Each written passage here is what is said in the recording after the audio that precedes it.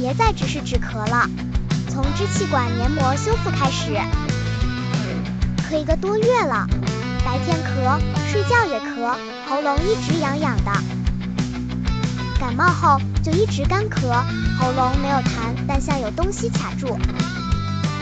这不只是病毒后咳嗽，而是支气管黏膜受损或修复好，一直处在低度发炎状态。支气管黏膜由绒毛上皮细胞、粘液层与免疫细胞构成，一旦发炎破坏，会变得敏感，导致咳嗽、气喘症状与慢性咽痒。胃食膜会一直不好，空气污染、精制糖、油炸食物会延迟黏膜修复，甚至一些人咳嗽不是感冒，而是胃酸逆流或鼻涕倒流刺激黏膜。黏膜修复3步骤：第1，停止刺激；第2，补充修复营养素；第3，支持局部与全身免疫。建议使用天然抗发炎与促进黏膜修复的营养素，搭配粘液调节剂，避免直接压抑咳嗽反射，让气管能够自己清除代谢物。吃了4种止咳药了，还是没用，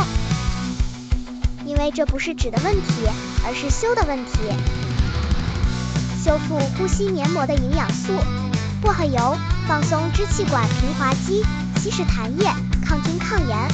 黑种草油抑制气道慢性发炎，抗氧化保护肺部，减轻支气管收缩；百里香提取物有强效抗菌与病毒，促进纤毛排痰，缓解支气管痉挛；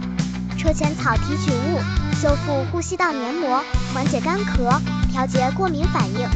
药用蜀葵提取物形成保护膜，润滑气道，减轻干咳与咽喉痛；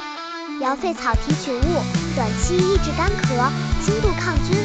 洋蕲菜提取物能增强巨噬细胞活性，抗病毒，抗氧化保护肺部，可促进代谢与调节黏膜分泌，在中医中常用于化痰与改善气喘症状。紫锥菊提取物免疫调节剂能增强呼吸道免疫力，减少病毒入侵造成的黏膜损伤，亦可缩短感冒症状持续时间。从支气管黏膜的修复看到身体其实不是要被压制，而是需要被支持。